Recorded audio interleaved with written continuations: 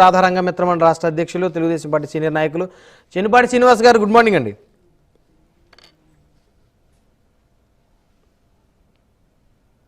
శ్రీనివాస్ గారు వినిపిస్తుందా నా వాయిస్ మీకు? మీ వాయిస్ మీట్లో ఉంది సార్, ఒకసారి అన్మ్యూట్ చేయండి.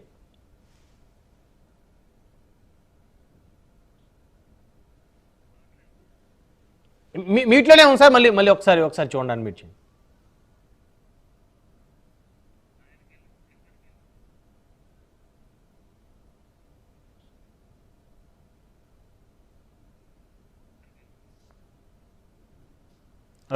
రైట్ టెక్నికల్ ఇష్యూ వచ్చినట్టుంది.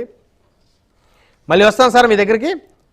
రైట్, మనతో భారతి శంకర్ ఉన్నారు, జనసేన పార్టీ సీనియర్ నాయకులు. భారతి శంకర్ గారు గుడ్ మార్నింగ్ అండి. Good morning. సో మొత్తానికి అధికారంలోకి వచ్చి 40 రోజులు కాక ముందే రాష్ట్రాన్ని రావణ కాష్టం చేసేటువంటి కార్యక్రమానికి శ్రీకారం చుడుతున్నారు. ఒక పార్టీని శాశ్వతంగా లేకుండా చేయాలంటే ఉద్దేశంతో కూటమి నేతలు మొత్తం కూడా చేస్తూ ఉన్నారని వైకాపా నాయకులు మీ మీద ధ్వజం ఎత్తుతూ ఉన్నారు. ఢిల్లీలో జగన్మోహన్ రెడ్డి గారి సమక్షంలో ధర్నా నిర్వహించారు. మరి హిట్టా ఫట్టా అనేది ఇంకొన్ని రోజులు పోతే కానీ అర్థమయ్యేటువంటి పరిస్థితి కాదు. ఎన్డీఏ కూటమికి సంబంధించిన పార్టీలు 8 పార్టీలు ఆయన దీక్షకైతే మద్దతు కూడా తెలిపిన పరిస్థితి ఉంది.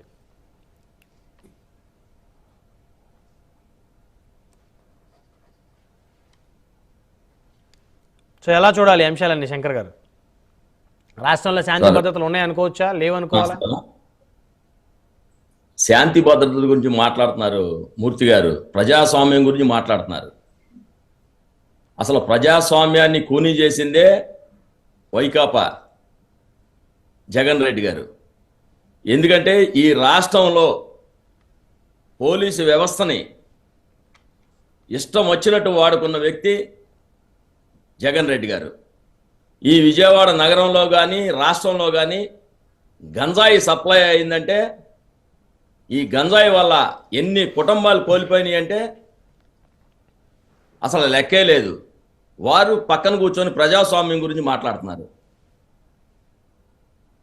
మరి ఇదే ప్రజాస్వామ్యంలో బోండవమ్మ గారు మాచర్లు వెళ్ళినప్పుడు ఎవరు చేశారు దాడి? ఎందుకు చేశారు దాడి? వారికి మున్సిపల్ చైర్మన్ ఇచ్చారు. అక్కడ ఇలాంటి 100 ఉన్నాయి వాళ్ళ మీద. అసలు మాకు సంబంధం లేని మాకంటగట్టి ఎవరో పాత కక్షలు వాళ్ళు వీళ్ళు ఎక్కడైనా కొట్టుకుంటే అది మా మీద పెట్టి, కూటమి ప్రభుత్వం మీద పెట్టి, వారు వెళ్ళి జగన్ రెడ్డి గారు వెళ్ళి ఢిల్లీలో ధర్నా చేయడం. అదే ప్రజా సమస్యల గురించి నువ్వు అసెంబ్లీకి రాకుండా ఎందుకు పారిపోయావు? దానికి సమాధానం చెప్పు. విజయవాడ నగరంలో పోలీసు శాఖతో గంజా వ్యాపారం చేపించింది మీ ఎమ్మెల్యేలు కాదా? స్పా ముసుగులో వ్యభిచారం చేపించింది మీ ఎమ్మెల్యేలు కాదా? భార్గవ్ అనే అతను, చలసాని భార్గవ్ అనే అతను ఎన్ని స్పాలు పెట్టాడు? దానికి పర్మిషన్ ఎవరిచ్చారు?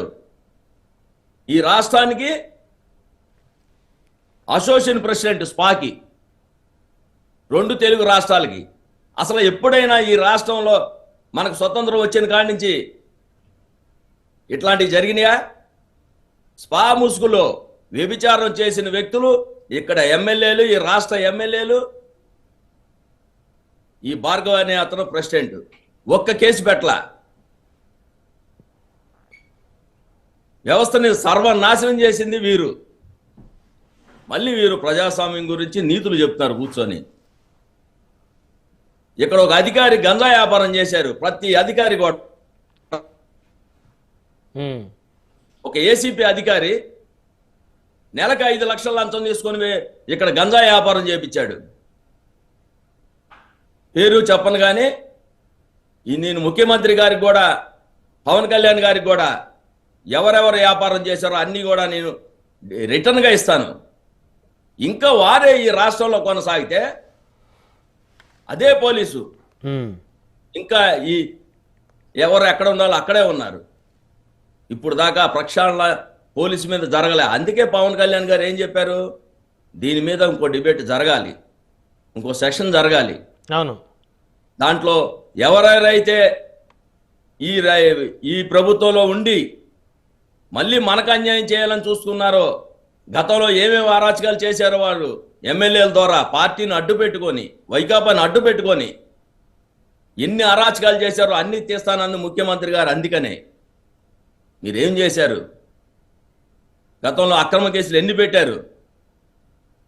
ఇప్పుడు కూర్చొని గగ్గోలు పెడుతున్నారు. మీకు ఎందుకు ఇచ్చారు 11 సీట్లు? ఇలాంటి పరిపాలన చేయబట్టే మీకు 11 సీట్లు ఇచ్చారు. ఎన్ని దారుణాలు చేశారండి ఇక్కడ? ఒకటా రెండా? మరి వీరేమో పక్కన కూర్చొని మాకు ప్రజాస్వామ్యాలు లేదు, మానభంగాలు జరిగిపోయినాయి, మటలు జరిగిపోయినాయి. ఒలికిపూడి శ్రీనివాసరావు గారు అక్కడ గొడవ జరిగితే ఆయన మీద కేసు పెట్టాము మేము, ఎమ్మెల్యే. మా నిజాయితీ, తిరువురు ఎమ్మెల్యే మీద కేసు పెట్టాము మేము. ఎవరిని కూడా ఉపేక్షించొద్దని ముఖ్యమంత్రి గారు చెప్పారు, పవన్ కళ్యాణ్ గారు చెప్పారు. మీ జగన్మోహన్ రెడ్డి ఎప్పుడైనా చెప్పాడా? మీ ఎమ్మెల్యే డోర్ డెలివరీ చేస్తే చెప్పాడా? వారిని మళ్ళీ ఇంకా పార్టీలో ఉంచుకొని మళ్ళీ ఆయన వెనకేసి తిప్పుకొని ఇట్లాంటి ఎన్ని చేశారు మీరు? మళ్ళీ మీ నీతులు చెప్తున్నారు కూర్చొని. ఈ రాష్ట్రాన్ని సర్వనాశనం, గంజాయి, స్పా, మూసుకో, ఈ పోలీసు వ్యవస్థను అడ్డు పెట్టుకొని చేసింది వైకాపా వారు. ఈ పోలీస్ శాఖని కొంతమంది అధికారులు, చాలా మంది ఉన్నారు. ఇప్పుడు మేము వచ్చిన తర్వాత 90% ఈ గంజాయిని ఆపగలిగాం. మళ్ళీ అదే అధికారులు ఉంటే వీళ్ళు ప్రోత్సాహంతో వాళ్ళ మీదే కేసులు పెడతారనుకొని మళ్ళీ ముఖ్యమంత్రి గారి చుట్టూ, మన గెలిచిన ఎమ్మెల్యేల చుట్టూ ఇదే ఆఫీసర్స్ తిరుగుతున్నారు. వీళ్ళకి భయం పట్టుకుంది. మనం దొంగతనం చేశాం, గంజా వ్యాపారం చేశాం, భూములు కబ్జా చేశాం, మరి ఇవన్నీ బయటకు వస్తాయని ఒక భయంతో వీళ్ళు ఢిల్లీలో ధర్నా అని, మన పోలీస్ అధికారులను భయపెట్టడం, ఇటువంటి వాళ్ళు ఇష్టాసరంగా చేసిన వ్యక్తులు ఎవరైనా ఉన్నారంటే వైకాపా లీడర్స్, వైకాపా మాజీ ఎమ్మెల్యేలు, వైకాపా ఎంపీలు. నిన్న కాక మొన్నండి సబ్ కలెక్టర్ ఆఫీసులో ఫైల్ తగలబెట్టారు. వాళ్ళకి ఎంత ధైర్యం ఉంటే తగలబెడతారు? అంటే ఎవరో వాళ్ళని డిసైడ్ చేస్తున్నారా మీరు? విచారణ జరగాలి కదా. విచారణ జరిగబట్టేగా, మరి పెద్దిరెడ్డి అనుచరుడేగా, పెద్దిరెడ్డి అనుచరుడేగా సార్ తగలబెట్టింది. సాక్షాత్ పెద్దిరెడ్డి అనుచరుడు తగలబెట్టాడు. ఆయన మీద విచారణ జరుగుతుంది కదా. ఎంత ధైర్యం ఉంటే తగలబెడతారు? ఇలాంటి అన్నీ వస్తాయనే ముందు ఏదో ఒకటి చేయాలనుకుని ఢిల్లీకి పరిగెత్తారు ఆయన. అంటే రాష్ట్రంలో శాంతి భద్రతలు కాపాడండి అని అడగటం తప్ప ఒక మాజీ ముఖ్యమంత్రి, ఒక శాసనసభ్యుడిగా? మీకు డీజీపీ గారు ఉన్నారు ఇక్కడ, డీజీపీ గారిని కలవండి. ఎక్కడికో వెళ్ళిపోయి ధర్నా చేసి ఎట్టా కుదురుద్ది? డీజీపీ గారు ఉన్నారు, ఒక మెమోరాండం ఏంటి, అయ్యా మా మీద ఎంత జరిగింది, ఇన్ని దాడులు జరుగుతున్నాయని. డీజీపీ గారి మీద నమ్మకం లేదా మీకు? కమిషనర్ ఉన్నాడు విజయవాడకి, ఇలాగా ఎక్కడికెక్కడ అక్కడ ఆఫీసర్స్ ఉన్నారు కదా, ఉన్నారు. వాళ్ళందరూ కూడా అధికార పార్టీకి అనుకూలంగా ఉంటారనేది వారి అభిప్రాయం. అందుకని వారు ఢిల్లీలో ధర్నా చేశారు. చాలా మంది అధికారులు వాళ్లే ఇంకా మారలే. మాది ఇంకా 45 రోజులు అయింది సార్ వచ్చి, 45 days. ఇప్పుడే కంగారు పడిపోతే ఎట్లాగా? మీరు చేసిన పాపాలకి ప్రతి దానికి కూడా మీ పాపం పండింది కాబట్టే మీకు అయిపోయింది 11 సీట్లతో. మీరు చేసిన ప్రతి దానికి శిక్ష ఉంటుంది, గుర్తుపెట్టుకోండి. చట్టపరంగా, న్యాయపరంగా మీరు ఏమైతే చేశారో దాటన్నిటికీ రివ్యూ ఉంటుంది, కేసులు పెడతాం. తెలుగుదేశం ఆఫీస్ మీద నువ్వు అక్కడికి వెళ్ళి పగలగొడితే ఎందుకు పెడుతున్నారు కేసులు? చంద్రబాబు ఇంటి మీదకి ఎమ్మెల్యే, మాజీ ఎమ్మెల్యే వెళ్ళాడు మంత్రి అప్పుడు, జోగి రమేష్. మరి అప్పుడు నువ్వు ఎందుకు కేసు పెట్టలా? ఎందుకు వెళ్ళాడు ఇంటికి? మెమోరాండం ఇవ్వడానికి. ఆయనకి మెమోరాండం ఇవ్వడం ఏంటి? నీది అధికారం ఉండి. ఇట్లాంటి ఎన్ని అరాచకాలు చేశారు? జగ్గైపేటలో పవన్ కళ్యాణ్ గారిని ఆపారు, విశాఖపట్నంలో హౌస్ అరెస్ట్ చేశారు. ఏంటిది? ఇంత అరాచకం చేసి మీరు మాట్లాడుతున్నారు డిబేట్లకు వచ్చి. ప్రజాస్వామ్యం గురించి తెలుసుకోండి. ప్రజాస్వామ్యం అంటే ఏంటో అందరినీ చక్కగా చూస్తేనే ప్రజాస్వామ్యం. మనం దోపిడీ చేసుకొని ఒక రెడ్లు దొంగ ముఠాని తయారు చేసి ఈ రాష్ట్రంలో దోచేసింది మీరు కాదా? ఎక్కడ వీళ్ళకి డబ్బులు? చెవిరెడ్డికి ఎక్కడే? పోటీ చేయడానికి డబ్బులు లేనివాడికి 100 కోట్లు ఉన్నాయి. ఈ పెద్దిరెడ్డి ఇలాంటి ఈ దొంగల ముఠా రెడ్లు మొత్తం కూడా ఈ రాష్ట్రాన్ని దోపిడీ చేశారు సార్. సో మొత్తానికి అయితే రాష్ట్రంలో శాంతి భద్రతలు అదుపులో ఉన్నాయంటారు. ఎక్కడున్నాయి? వాళ్ళ ప్రభుత్వంలో అదుపు తప్పేవి మేము అదుపు చేస్తున్నాం అన్ని. మేము అదుపు తప్పితే ఉంటారా వీళ్ళు? అంటే ఏం చేస్తారు? మేము ఆ లాండ్ ఆర్డర్ని మేము తీసుకుంటే వీళ్ళు తిరగలరా రోడ్ల మీద? ఏం నారాయణమూర్తి గారు?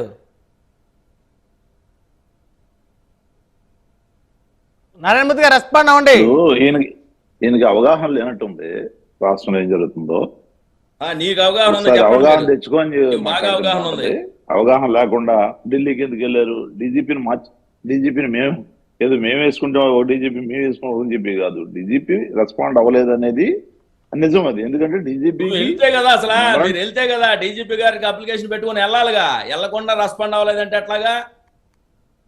రెస్పాండ్ అవుంది మీ దగ్గర ఉన్న డీజీపీ. గతంలో తెలుగుదేశం పక్కన ఉన్న పగలగొడుతున్నా మాట్లాడలేని వ్యక్తులు మీరు. ఎందుకు రెస్పాండ్ అవరు డీజీపీ గారు? ఎవరికైనా అవుతారు. ఏ నారాయణమూర్తి గారు, డీజీపీ గారికి ఏమి శాంతి భద్రతల మీద ఎవరు కూడా ఒక రెఫరెండం కూడా ఇచ్చిన పరిస్థితి లేదు కదా. ఇచ్చిన తర్వాత మీకు అవగాహన లేకపోతే ఇచ్చింది లేదు మీకు తెలియకపోతాయా? మీరు కళ్ళు మూసుకుని ఉంటే మేమేం చేయాలి? అది నేను కూడా అందులో నేను కూడా ఇలా ఇచ్చా. రెస్పాండ్ అవ్వలేదా? తీసుకున్నారు మీరు? ఏం రెస్పాండ్ అయ్యారు? కంటిన్యూ జరుగుతూనే ఉన్నాయి కదా. నిన్న అక్కడ జరిగింది, మొన్న పెదకూరపాడులో జరిగింది, నిన్న మన ఆయన పల్నాడులో జరిగింది, మొన్న ఎవ్రీడే. ఆ రోజు ఈ రోజున కాదు, అక్కడ ఇక్కడ కాదు, ప్రతి చోట గంజాయి విచ్చలవిడిగా ఆర్గనైజర్ చేశారు. మీరు అమ్మేసుకోండి అని చెప్పేసి ఆ ఇసుక ఎక్కడ ఉంటే ఇక్కడ ఆర్గనైజ్ చేశారు. వీళ్ళు మొత్తం దోచుకొని మీరు చేసుకోండి మీ ఇష్టం. దీంట్లో లాండ్ ఆర్డర్ అవసరం లేదు, ప్రజాస్వామ్యం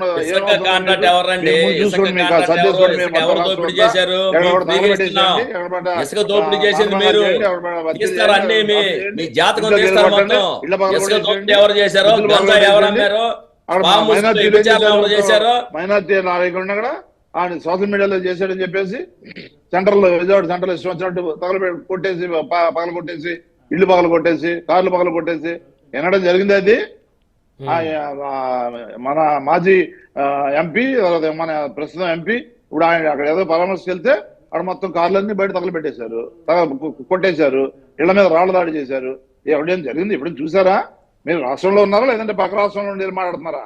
పక్క దేశానికి వెళ్ళి మాట్లాడుతున్నారా? ప్రస్తుత పరిస్థితులు ఏ విధంగా ఉన్నాయి? ఇంత నీచంగా దిగజారిపోతా ఉన్నాయి.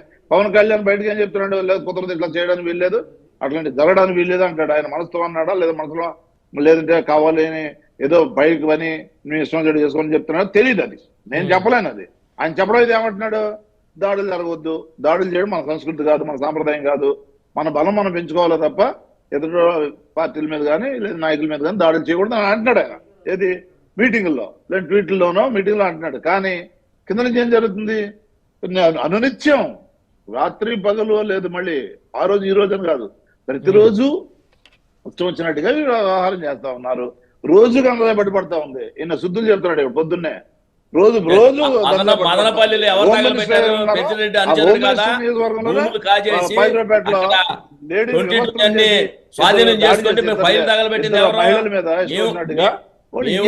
పోతుంది. ఏం చేస్తున్నారు మీరు? చూస్తున్నారా లేదా కళ్ళ నల్లద్దాలని పెట్టుకొని చూస్తున్నారా? అవగాహన లేని మాటలు మాట్లాడొద్దు. డిబేట్ తెలిస్తే మాట్లాడండి, తెలియకపోతే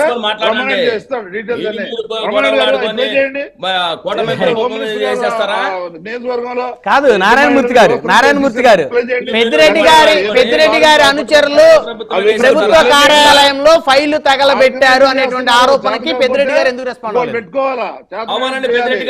ఈ చేతగాని ఇది చేసి మళ్ళీ పెద్దిరెడ్డి గారు ఒప్పుకోండి. అడగమనండి, మేము ఇలాగ చేస్తాం, ఒప్పుకోండి. చెప్పు సమాధానం. సబ్ కలెక్టర్కి వెళ్ళి ఎందుకు తగలబెట్టారు, ఎందుకు తగలబెట్టించాడు అట్లా అని చెప్పండి. కూర్చునేదో అద్దాలు పగలగొట్టారు, రక్షణ కల్పించగలవా? మానభంగాలు చేయడం మీ నాశనం వృత్తా? చేశారు మీరు. లేదంటే మానభంగాలు ప్రోత్సాహం మీ వృత్తా? వ్యవస్థను దోపిడీ చేశారు. ఆర్గనైజ్డ్ గా హత్యలు చేయడం మీ వృత్తా? తగలబడడం మీ వృత్తా? మట్టి దోపిడీ చేసింది మీరు. జనాన్ని నాశనం చేయడం మీ ఈ వృత్తా? ఆంధ్రప్రదేశ్ లో రాష్ట్రంలో ఏ వనరులన్నీ దోపిడీ చేశారు వచ్చే మీరు. పరిస్థితి కనపట్లా. పెట్టుబడులు రావట్లా చేస్తే వనరులన్నీ రాష్ట్రం అభివృద్ధి పెట్టుబడులు రావట్లేదా? చెందాలనుకుంటున్నారు. మీకు మార్పు మీరు మార్పు రాజధాని కావాలి కట్టడానికి ఏమన్నా అనుకుందాం. ఒక్క రూపాయి ఇచ్చారా మీరు? అప్పటికి ఇటుకరా మీకు వేశారా? ఓటేసారు అనుకుందాం. ఓటేసేస్తే మీరు 15,000 కోట్లు కక్ష ఇచ్చాం. తీసుకుంటారా? కక్ష తీసుకోవడం మీకు ఓటేసింది. కరెక్ట్ గా 4 రోజులు కాకుండానే జనంలో రివాల్ట్ వచ్చింది. ఈ రోజు ఎలక్షన్ జరిగితే డిపాజిట్లు కూడా రావు. 124 కాదు. ఇక్కడ ఉండు మరి. డిపాజిట్లు కూడా రావు. ఢిల్లీకి ఎందుకు పారిపోయా? పోటీ చేస్తావు, ఢిల్లీకి ఎందుకు ఓడిపోతావు పారిపోయారు? ఇక్కడ ఉండండి. మీరు ఏదో ఇక్కడ ఉండండి. కుట్రలన్నీ ఆ చెయ్యి ఈ చెయ్యి ఇక్కడ పట్టుకొని ఉండండి. కాదు, ఒక్క నిమిషం ఆగండి శంకర్ గారు, ఒక్క నిమిషం ఆగండి. నారాయణమూర్తి గారు, ఇది ఈ పాయింట్ నేను నారాయణమూర్తి గారు, ఇప్పటికిప్పుడు ఎన్నికలు జరిగితే జనంలోకి వస్తే మీ జగన్ రెడ్డి జనంలోకి వస్తే చెప్పులతో కొడతారు, గుర్తుపెట్టుకో. చెయ్యి పాలన చెయ్యి సరిగా. అట్లా కాకుండా నేను హత్యలు చేస్తాను అందుకనే నేను వచ్చాను. అసలు ఢిల్లీకి ఎందుకు వెళ్ళారు చెప్పండి? ఎవరు కాళ్ళు పట్టుకోవడానికి వెళ్ళారు మళ్ళీ? రోజు ఇదే చేస్తాను నేను. ఈ సాయి రెడ్డి అమిత్ షా ఎందుకు కలిశాడు? రోజు అదే అది చేస్తాను చెప్పండి. కదా. కాదు కదా, ప్రజలకు రక్షణ కల్పించలేని చేతగాని ప్రభుత్వంగా కార్లు పాల్గొట్టారు, ఓట్లేసింది. మా వాళ్ళు కొట్టారు. మీరు పాలన చేయాలని చెప్పేసి రాష్ట్రానికి ప్రజలు కావాల్సింది మీకు చెప్పండి. ఓటేశారు. చెయ్యి ఎవడొద్దన్నాడు?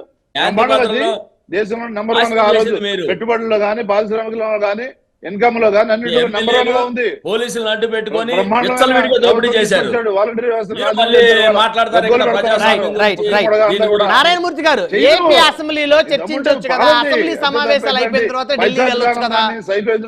అసెంబ్లీకి నారాయణమూర్తి గారు, నారాయణమూర్తి గారు, అందరూ ఏమంటున్నారంటే ఢిల్లీ వెళ్ళి మీ యొక్క గలాన్ని వినిపించడం తప్పలేదు. ప్రతిపక్ష లీడర్ గా ఉన్నప్పుడు కూడా ఆయన అసెంబ్లీకి రాలేదు. అసెంబ్లీకి వస్తాను చెప్పండి. అసెంబ్లీకి రాలేదు. ఇప్పుడు కూడా అంతే. ఈసారి రాడు, సమాధానం అసెంబ్లీకి రాడు. దహన ప్రజాస్వామ్యం తెలుసుకోడు. దోపిడీ జరుగుతా ఉంది, మానభంగాలు పులివెందుల గురించి మాట్లాడడం, తగలబడిపోతా ఉంది. అత్యంత నీచంగా ప్రవర్తిస్తా ఉన్నారు. ఈ నాయకుడిని అసెంబ్లీకి రమ్మనండి. రౌడీలాగా గుండాలాగా రాజ్యం నడుస్తా ఉంది. దాని సమానం చెప్పంటే నువ్వు అసెంబ్లీకి బ్రాండ్ జగన్ రెడ్డి, రౌడీ, గుండా అన్ని ఆయనే. సమాధానం చెప్పు. రాష్ట్రంలో జరుగుతున్న దానికి సమాధానం జగన్ చెప్పు. రెడ్డి రౌడీ అండి. నువ్వు ఎక్కడికి వెళ్ళాలో కాదు, మీ జగన్ రెడ్డి రౌడీ. వాళ్ళు చేయాలో రాష్ట్రంలో ఎవరున్నారు? హక్కుల ప్రకారం నడుస్తారు. దోపిడీ చేసి ఎన్ని వాళ్ళు ఎమ్మెల్యేలు కానీ హత్యలు ఎంపీలు చేసిన వ్యక్తి. కానీ ముందు దీన్ని సమాధానం చెప్పు. ప్రజలకు మీరు జగన్ బాధ్యత రెడ్డి. వహిస్తారా జరుగుతున్న దాడులకి?